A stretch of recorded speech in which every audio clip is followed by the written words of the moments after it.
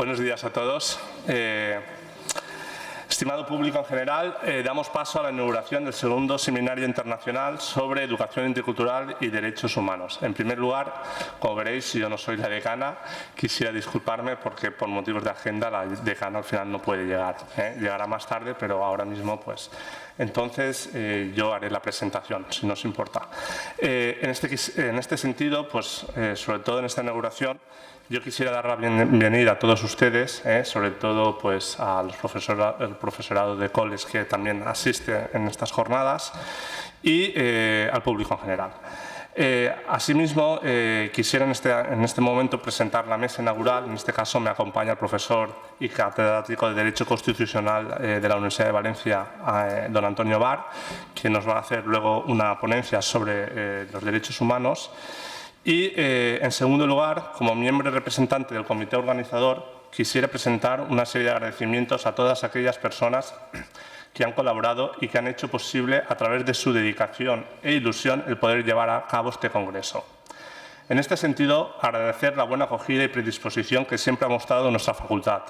Para nosotros es un orgullo el poder llevar a cabo este tipo de seminarios en nuestra casa y visibilizar el trabajo que venimos haciendo año tras año como grupo de investigación. Al mismo tiempo, destacar la labor realizada por las directoras del Congreso, Carmen Carmona, de la Universidad de Valencia, y especialmente nuestra compañera Tamar Soali, que, aunque hoy no puede estar entre nosotros, todos sabemos que este Congreso se lo debemos a ella, a la cual le deseamos una rápida y fácil recuperación. Asimismo, quisiéramos también agradecer al equipo organizador. En realidad, formamos parte de un grupo de profesores cuyos ideales, yo diría, soñadores, utópicos, incluso en ocasiones fracasados, que al igual que el ilustre hidalgo Don Quijote de la Mancha, nuestro campo de batalla reside en luchar contra esos grandes molinos de viento que hoy mueven el mundo. ¿Qué sería de ese caballero sin su espada y armadura si no tuviera una causa justa que defender? Al igual que sería de nuestras profesiones si nuestro lápiz y nuestra voz no presentan unos ideales por los que luchar. Sin duda hoy, la educación en valores debe ser una necesaria apuesta. No hay escuela sin la base de unos principios y unos valores que desde la ética y la moral defiendan la dignidad humana y los derechos humanos. No olvidemos que si queremos cambiar el mundo de mañana, hay que empezar a cambiar la escuela de hoy. Muchas gracias.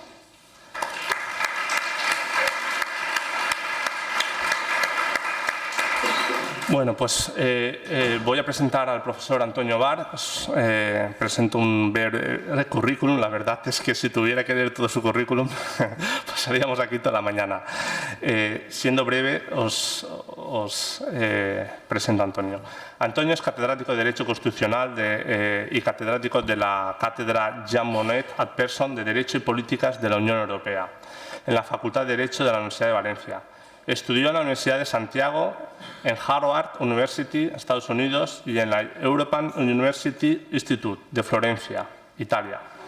Es doctor en Derecho por la Universidad de Zaragoza.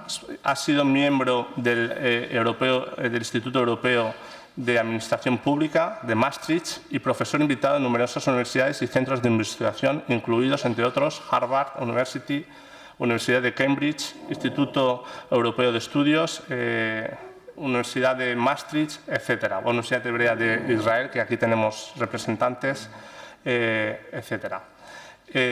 Tiene un extenso currículum como consultor, trabajando para el Parlamento Europeo, la Comisión Europea, el Consejo de Europa y otras instituciones en proyectos europeos e internacionales, en Europa, América y Oriente Medio. En el Oriente Medio fue el asesor jurídico en el proceso de constitución y elección de la Autoridad Palestina y en las negociaciones correspondientes con Israel. Y fue también asesor de la Asamblea Nacional en el proceso de redacción de la Constitución de Irak de 2005.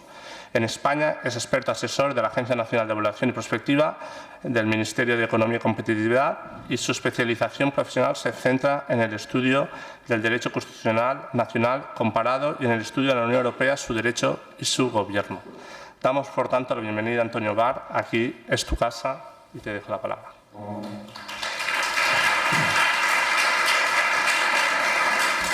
Bien. Muchísimas gracias, Argues, por tu cariñosa presentación. Quisiera comenzar mis palabras con la expresión de agradecimientos y, desde luego, agradecimientos y disculpas en primer lugar. Agradecimientos a la profesora Suali, a Tamar Suali, que con Carmen Carmona, Alex Cloquel y otros miembros de su equipo, de su proyecto de investigación Citizenship, Cultural Diversity and Education, han organizado no solamente este seminario, sino otros que le han precedido también en Israel, a los cuales también tuvieron el honor lo tuve yo, tuvieron el detalle, la cortesía de invitarme y yo el honor de poder asistir. Tamar Suali se encuentra indispuesta y, por lo tanto, no puede, lamentablemente, asistir a este importante seminario. Quisiera agradecer también, desde luego, a la Universidad Católica de Valencia el haber acogido este seminario y las interesantísimas iniciativas que está llevando adelante este grupo de investigación. Y si me permiten, aunque no es parte directa de mi presentación, pero sí se me ha pedido que lo hiciese, la profesora Suali me pidió especialmente que lo hiciese, quisiera darles noticia del otorgamiento del primer premio del concurso nacional Ángel Sanz Briz para el recuerdo del Holocausto y la erradicación del antisemitismo en el sistema educativo español, que ha correspondido a dos profesores, Amparo Cárcel y José Manuel Gil, profesores de historia en ambos casos, aunque en diferentes colegios, cuyas actividades, cuyas iniciativas han sido buenas prácticas, se dice ahora, han sido galardonadas por este premio, así como la elaboración y promoción de materiales y recursos precisamente para concienciar a los estudiantes de esta importantísima cuestión, desde luego para el fomento del antisemitismo, para el fomento en contra de la lucha en contra del antisemitismo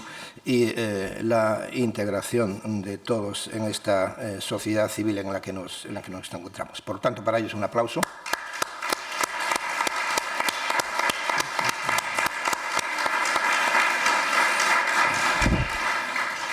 Bien, muchas gracias y dicho esto, con mi reiterada enhorabuena a ellos, vamos a hablar de la Declaración Universal de los Derechos Humanos, que, como todos bien sabemos, y este seminario trae causa de todo ello, precisamente fue aprobado hoy, 10 de diciembre, hace 70 años, en el año 1948.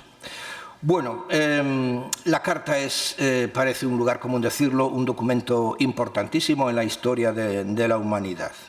No es, sin duda alguna, la primera Carta de Derechos. Ha sido precedida por una larga serie de cartas desde la Declaración de Burgos allá por el año 1100 y algo, por tanto, inicios del siglo XII.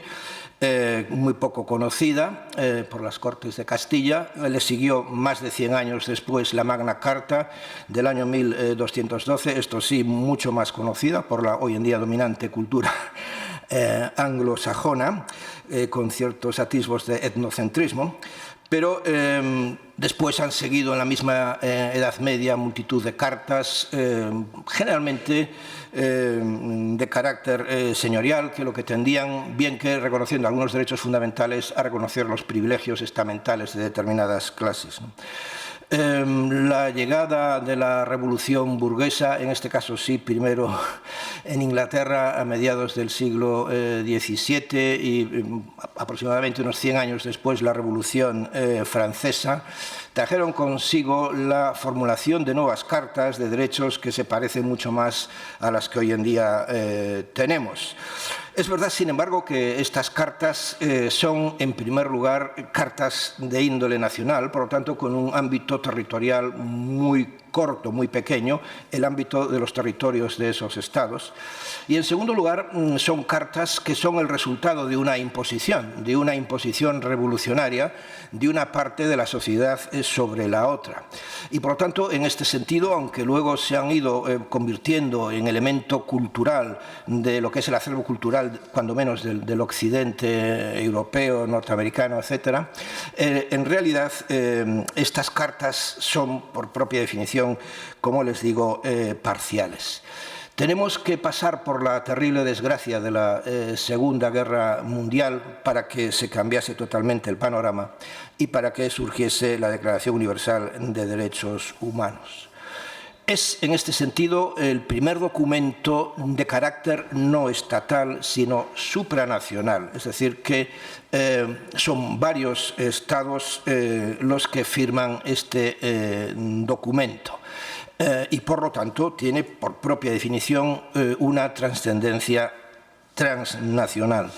Pero es que, además, en segundo lugar, la Carta tampoco es el resultado de una imposición ideológica de un partido sobre otro, ni siquiera en este ámbito transnacional.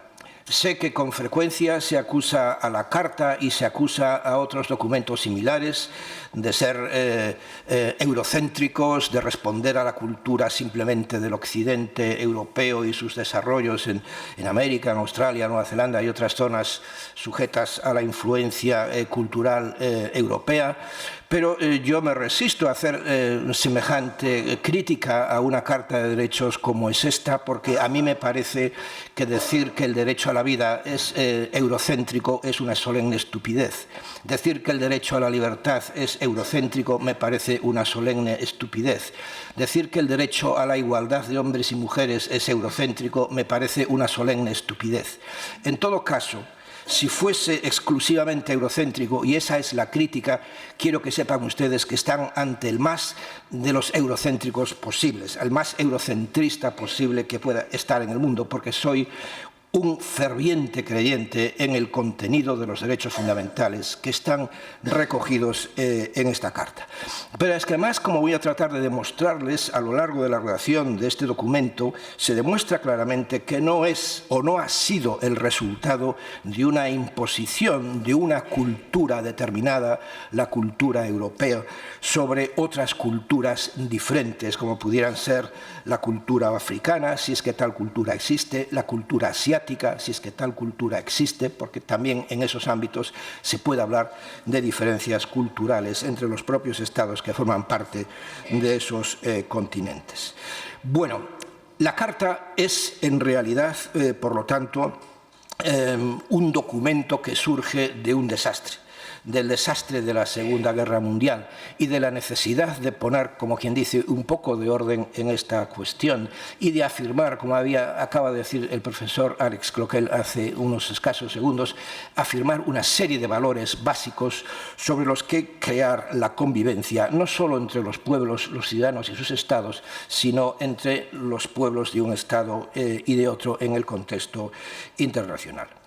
La Carta de las Naciones Unidas, que es la primera organización importante que surge, internacional que surge de ese desastre, en el año 1945, en junio de 1945, en su propio preámbulo establece precisamente su vocación por los derechos fundamentales. En realidad, en los términos del preámbulo, expresa la Carta su fe en los derechos fundamentales del hombre, en la dignidad y en el valor de la persona humana, en la igualdad de derechos de hombres y mujeres y de las naciones grandes y pequeñas. No sé qué puede haber aquí de eurocentrismo.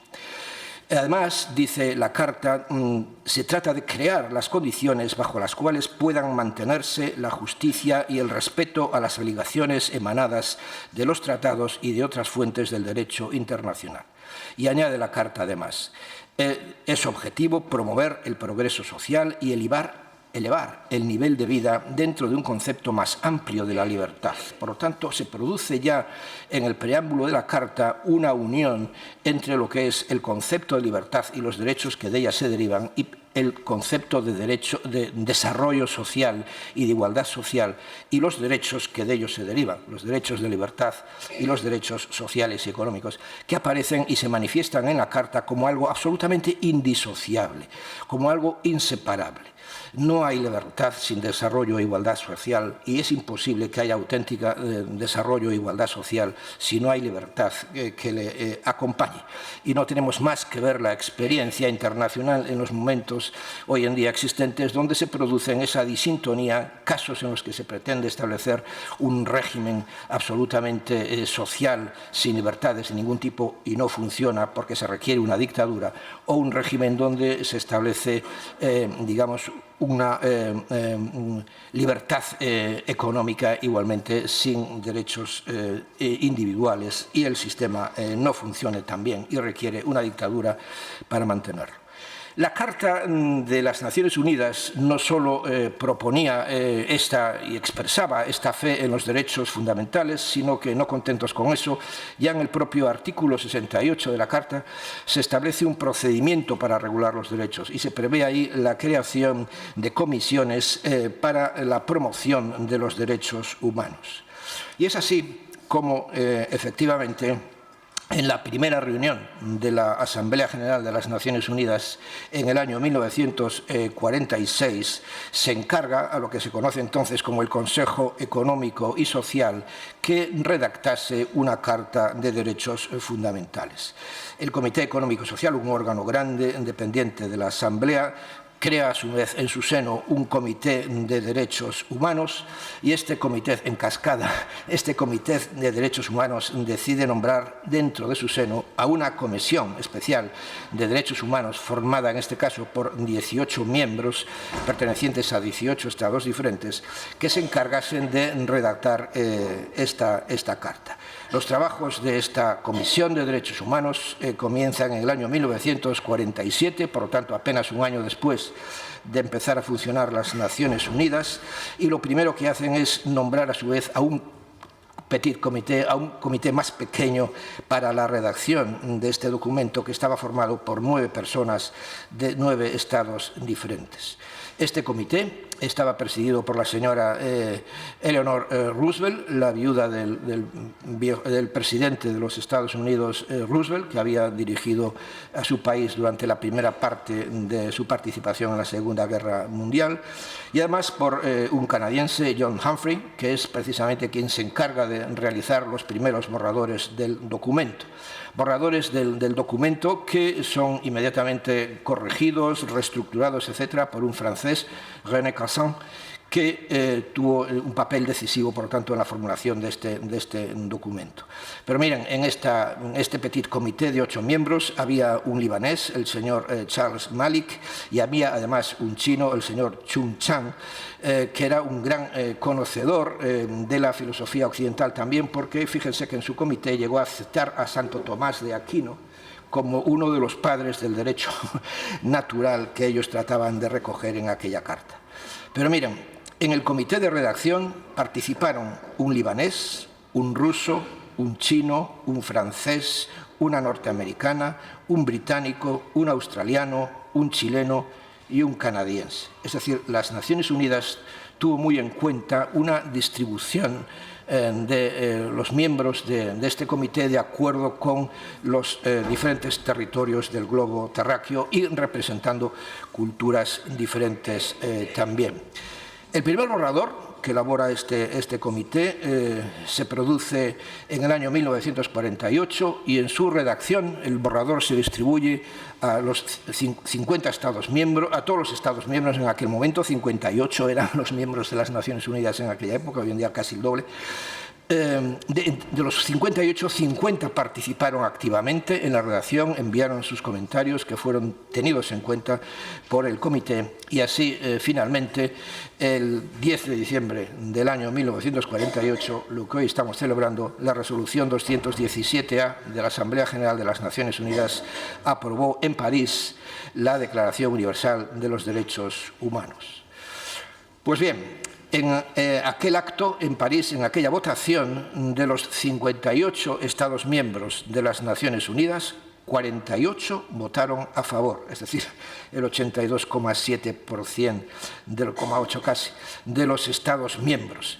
Y debo decir que entre los que votaron a favor de esta carta estaban importantes países de religión musulmana, como Afganistán, Egipto, Irán, Irak Líbano, Pakistán, Siria y Turquía, que votaron a favor de esta carta. Ni un solo Estado votó en contra y solo se abstuvieron 8 Estados. 6 Estados del bloque soviético, que ni siquiera todos los del bloque soviético se abstuvieron, algunos dijeron sí, entre ellos la Unión Soviética, Checoslovaquia, Polonia, Bielorrusia, Ucrania y Yugoslavia. Y además de los 6 Estados del bloque soviético que acabo de mencionar, se abstuvieron también Sudáfrica y Arabia Saudí. 2 Estados se ausentaron en aquel momento o no participaron, quizá por sus deficiencias de su propio servicio diplomático, que fueron Honduras y Yemen, 2 Estados muy pequeños. Y de los que se abstuvieron, ¿por qué se abstuvieron? Bueno, pues el bloque soviético dijo abstenerse porque la carta no condenaba expresamente el fascismo y el nazismo. No sé si en una carta de derechos era muy conveniente hacer este tipo de condena, más allá de lo que es reafirmar la libertad de los propios individuos frente a este tipo de regímenes dictatoriales que son precisamente vulneradores de la libertad por sí mismos, ¿no? En realidad, y así se vio claramente en el debate interno, lo que estos estados del bloque soviético repugnaban es de la libertad de movimientos de sus ciudadanos y sobre todo del derecho a salir del Estado propio, que era algo que ellos temían gravemente en aquel momento, la huida precisamente de ciudadanos que no querían vivir bajo el régimen soviético. En el caso de Arabia Saudí, como no, se criticaba el derecho a cambiar de religión y repugnaban de la igualdad de hombre y mujer en el matrimonio, que les parecía contrario a sus propios principios y a su propia religión. Y en el caso de Sudáfrica, evidentemente, a lo que se oponían es a la condena de la segregación social para mantener y proteger el régimen entonces vigente de apartheid que gobernaba aquel país. Es verdad, sin embargo, que aunque buena parte de los estados musulmanes del momento, como les decía antes, entre ellos Egipto, Irak, Irán, Líbano, Pakistán, Siria, Turquía, etc., es verdad que aunque ellos votaron a favor de la carta, sin embargo, había una reserva sustantiva. Una reserva que curiosamente no se expresó frente a la carta en aquel momento, pero sí se expresó después frente a los otros documentos a los que voy a hacer referencia inmediatamente, los protocolos que la desarrollaron inmediatamente también en el mismo momento en que se redactó la carta. Y entonces todos estos estados hicieron una reserva en su firma en el que decían que ellos cumplirían la carta y afirmaban, no la carta, perdón, los documentos de desarrollo de la misma, en tanto en cuanto no vulnerasen la Sharia. Claro, el problema está cuál es la comprensión de la Sharia que cada uno de estos estados tenían, que no es uniforme, hay interpretaciones más radicales y menos radicales, y desde luego ver cuáles de los derechos de los incluidos en los desarrollos de la Carta vulneraban o no la Sharia. Y si uno lee los largos documentos, más de 30 páginas, de las anotaciones o interpretaciones que los estados añaden inmediatamente a la firma, vemos que efectivamente unos estados critican una cosa, la libertad, la igualdad hombre y mujer, otros el régimen de la familia, otros, en fin, diferentes concepciones de los derechos que estaban incluidos en la Carta de acuerdo con su propia interpretación, como digo, más o menos estricta de la Sharia. Bueno, en todo caso, ¿qué es la Carta de Derechos Fundamentales? Inicialmente es un documento político, y esto es lo que se pretendió. Era un documento político que pretendía especificar, materializar esa fe en los derechos fundamentales que establecía la Carta de las Naciones Unidas. La declaración lo que trataba es, por tanto, de precisar qué es lo que se entendía, cuáles eran esos derechos. Por tanto, es un documento político con finalidad inspiradora, no un documento jurídico. Es, como su nombre claramente indica, simplemente una declaración, no un tratado de derecho internacional vinculante, vigente y exigible ante un tribunal de justicia. Es verdad, sin embargo, como les digo, que aunque ya empezaron a redactarse en aquel momento, pasarían bastantes años, hasta el año 1966, cuando se desarrollan, cuando se formulan los documentos que concretan de manera específica y en términos jurídicos, desarrollando también y precisando su contenido, los derechos que están en la Carta. Y es entonces cuando se formula el Pacto Internacional de Derechos Civiles y Políticos, también de diciembre, en este caso 16, no el 10, el 16 de diciembre del año 1966, y el Pacto Internacional de Derechos Económicos, Sociales y Culturales, también de la misma fecha, 16 de diciembre del año 1966. En realidad, desde el punto de vista del derecho internacional, y no puedo evitar el ser un jurista, perdónenme la pasión profesional, estos documentos constituyen entre sí un conjunto jurídico que es en realidad vinculante. Conjunto que está formado, en primer lugar, por la Declaración Universal de Derechos Humanos, que sería el documento dogmático, inspirador, donde se fijan los principios, que en realidad son derechos ya clara y específicamente articulados, pero que tiene la naturaleza de una carta, por lo tanto no es exigible directamente ante un tribunal de justicia, y los otros dos pactos, el Pacto Internacional de Derechos Civiles y Políticos y el Pacto Internacional de Derechos Económicos y Sociales. El conjunto de estos tres documentos es lo que se suele llamar en el derecho internacional la Carta Internacional de Derechos Humanos. Como tal, no es una carta, sino que es un conjunto, un cuerpo jurídico formado por tres documentos diferentes, una carta y dos tratados exigibles.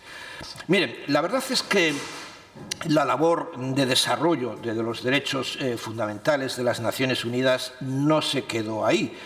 Y esto ya era mucho, era un extraordinario avance para el momento y aún para el día de hoy si nosotros nos molestamos en leer con detalle los 30 artículos de la Carta. Sino que digamos, la fe y la pasión de las Naciones Unidas, como lo dice el preámbulo de la Carta de las Naciones Unidas, en los derechos fundamentales, llevó a que con posterioridad, poco a poco, se fuesen desarrollando un cuerpo de tratados formado en este momento por 27 tratados que protegen diferentes aspectos de los derechos fundamentales.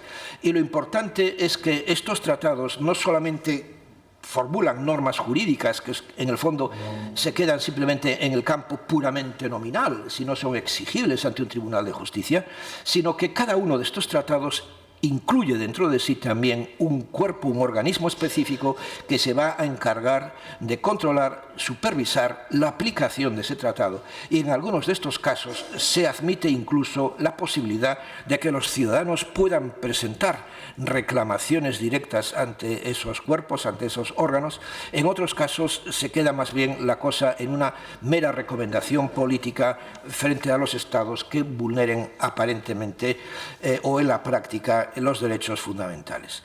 Y entre estos 27 tratados, voy a leer por encima simplemente los temas en los que se ocupan para que ustedes se den cuenta claramente de lo que estoy hablando, pues está, por ejemplo, la Convención para la persecución de los crímenes de genocidio. Perdónenme, pero estoy leyendo en inglés y tengo que traducir al mismo tiempo, espero no hacerlo con gran torpeza.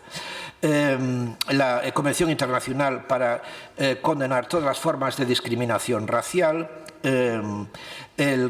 por supuesto, el Convenio sobre Derechos Económicos y Sociales y Culturales al que hice referencia de diciembre del año 1966, la Convención para la Persecución de los Crímenes de Guerra y Crímenes contra la Humanidad, la Convención para la condena de los crímenes de apartheid, es decir, de segregación racial, la Convención para la eliminación de todas las formas de discriminación en contra de la mujer, la Convención en contra de la tortura y otros tratos crueles o inhumanos, la Convención en contra del apartheid, la segregación, en este caso específicamente en el mundo del deporte, la Convención sobre los derechos del niño,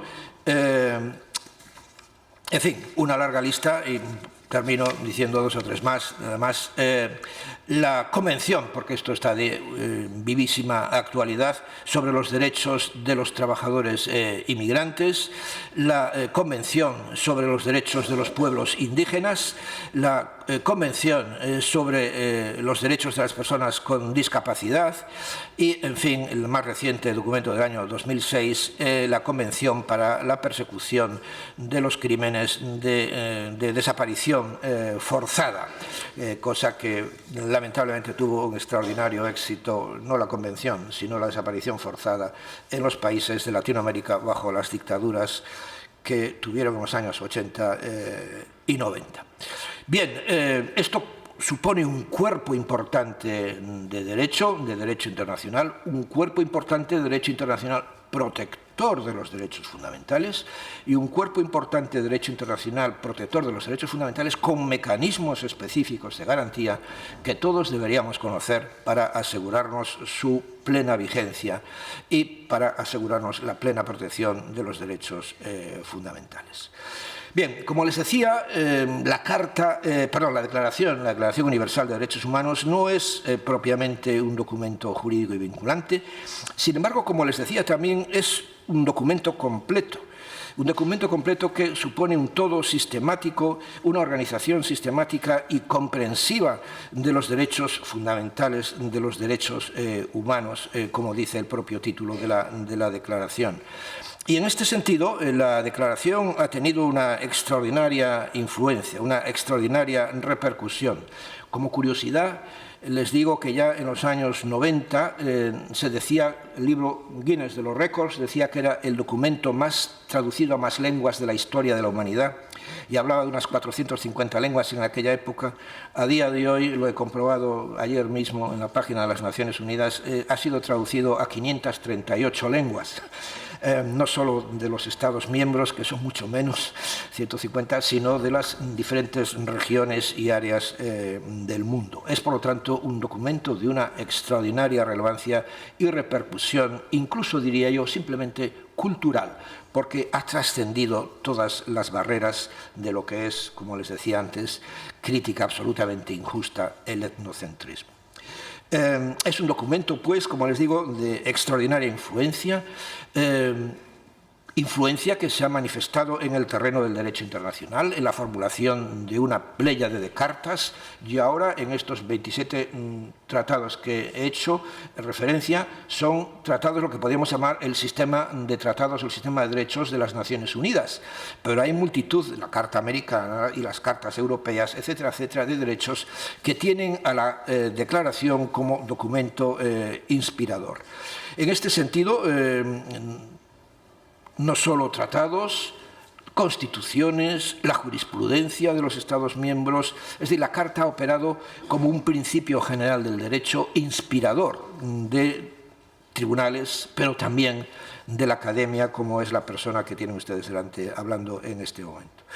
Entre nosotros, por ejemplo, en Europa, el Convenio para la Protección de los Derechos Humanos y de las libertades fundamentales, que es un derecho vigente para todos los que estamos aquí, que somos europeos, formulado por el Consejo de Europa, que tiene un tribunal, el Tribunal de Justicia, que tiene su sede en Estrasburgo y que permite que cualquiera de nuestros derechos que hayan sido violados en el ámbito nacional, tras haber agotado las vías y los remedios en el ámbito nacional, en nuestro caso ante el Tribunal Constitucional, nos permite acudir al Tribunal de Estrasburgo. Pues bien, la doctrina de este tribunal se basa también en la Declaración Universal de Derechos Humanos. Fíjense ustedes si es relevante o no para nosotros. La Carta de los Derechos Fundamentales de la Unión Europea, más reciente, del año 2000, recoge también en su preámbulo la Carta como inspiradora del conjunto de la relación de derechos que ahí se menciona.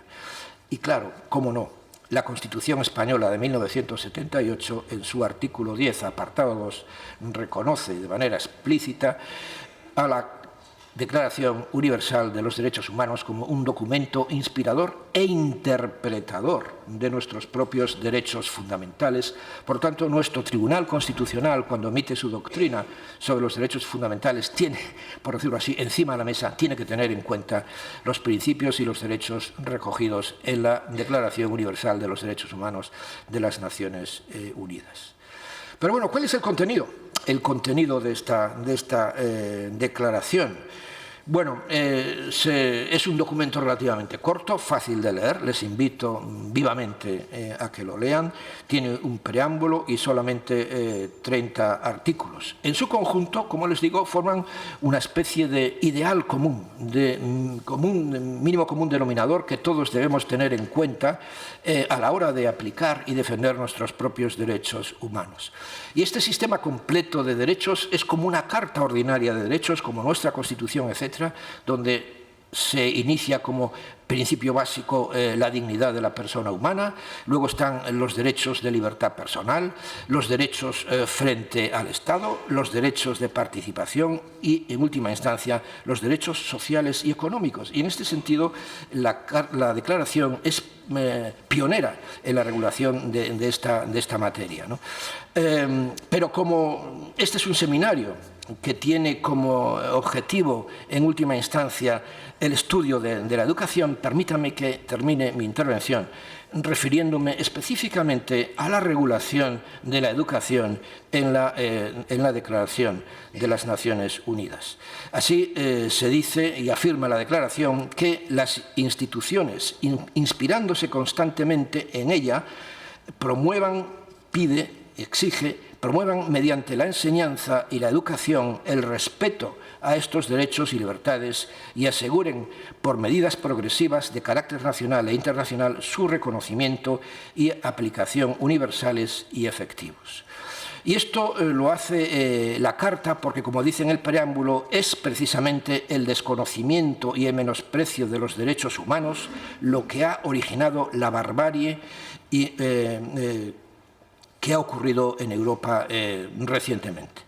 Y en este sentido, la Carta no solamente realiza estas afirmaciones, por decirlo así, en su preámbulo, sino que en su propio articulado establece un artículo específico, el 26, donde perfila de manera muy bien acotada el derecho a la educación. Y allí se dice que la educación debe ser gratuita, al menos en lo concerniente a la instrucción elemental y fundamental.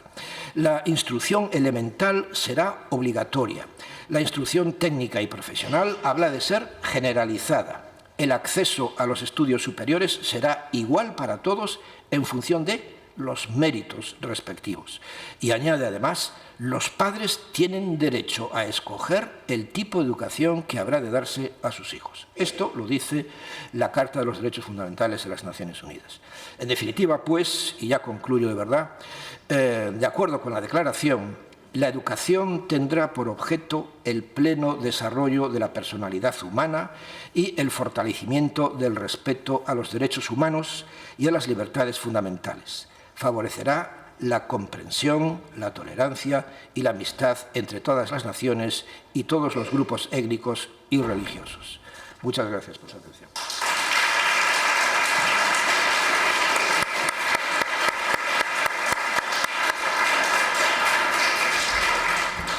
Bueno, pues muchas gracias, Antonio. Es un placer tenerte aquí de nuevo entre nosotros y escuchar tus sabias palabras. En segundo lugar, simplemente señalar dos aspectos. Habrá a las 4, aunque no lo ponga aquí en el programa, una actividad complementaria que hemos invitado al profesor, a Juan Carlos Santbrich.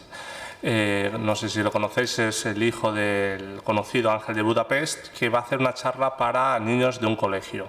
Aún así, si podéis, estáis invitados. Y por último, perdóname el lapsus en la presentación, volviendo al tema de los agradecimientos, me gustaría resaltar el papel también de la profesora Empar Guerrero, aquí presente, a la cual le pido un fuerte abrazo.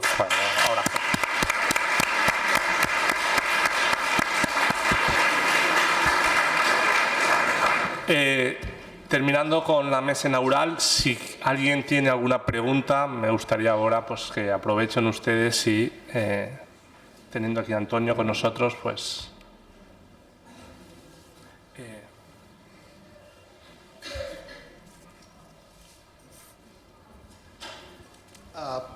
Yo estoy de acuerdo que la educación tendría que ser un elemento que aporta a la implementación y understanding de derechos humanos.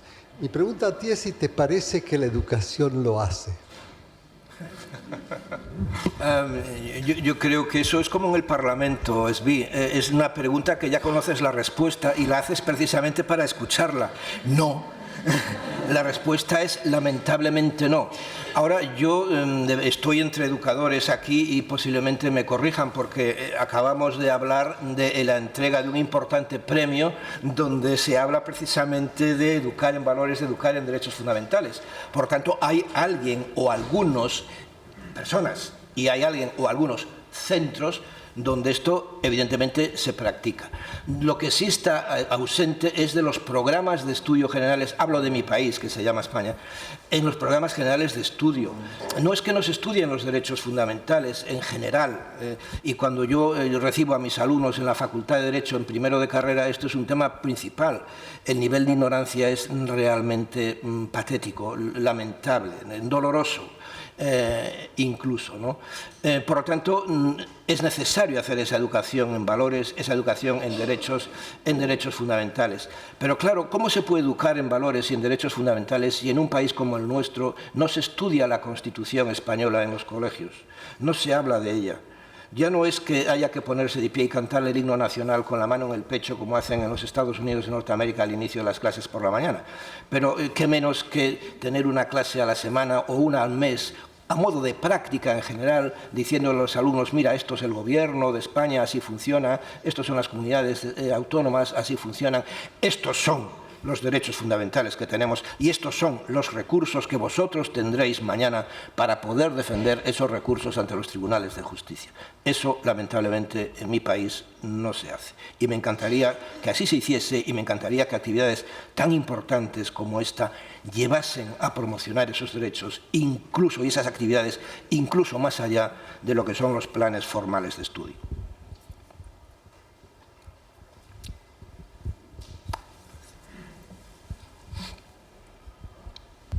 Buenos días. Ha hecho referencia usted que la Declaración de Derechos Humanos fue aprobada después de la gran catástrofe que supuso la Segunda Guerra Mundial.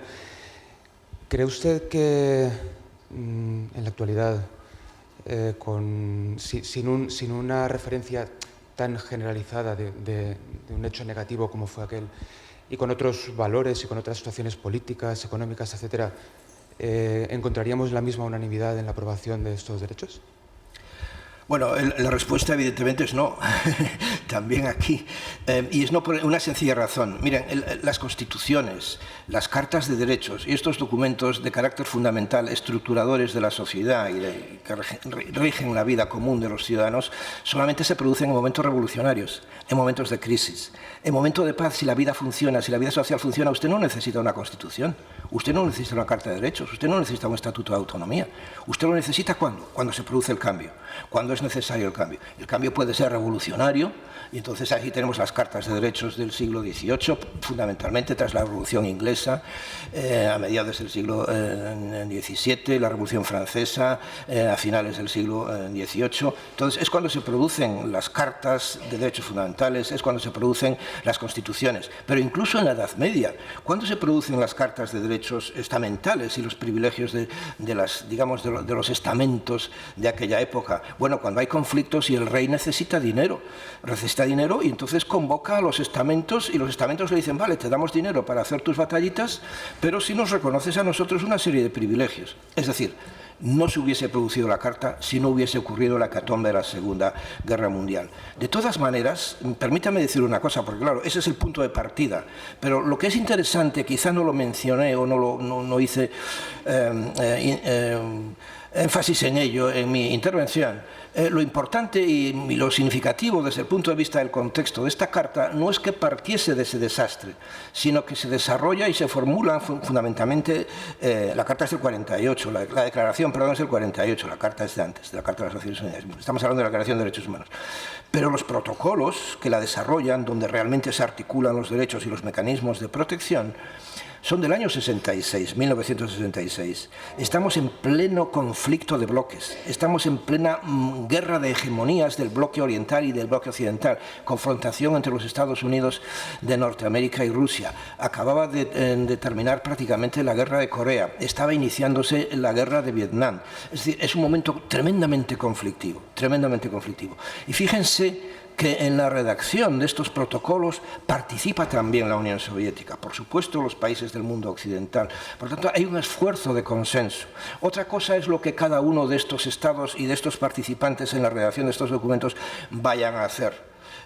Y de hecho, evidentemente, hemos visto que el bloque soviético daba lo mismo a lo que firmasen las constituciones soviéticas, la del 37, fundamentalmente de Stalin, etc. Son las constituciones más liberales del mundo. Fíjense, reconocían hasta el derecho a la autodeterminación y la separación de los estados miembros de esa federación. Algunos lo quisieran introducir en España también, ¿verdad que sí?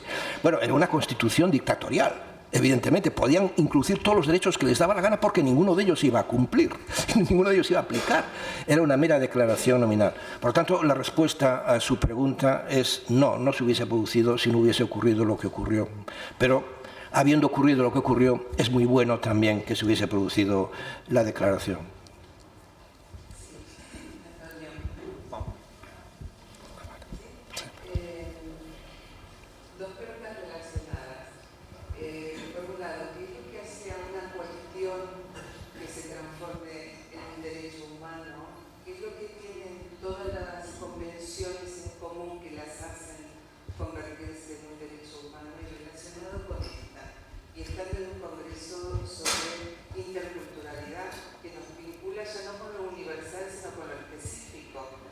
¿Cómo relacionaríamos entonces los derechos humanos con la diversidad cultural?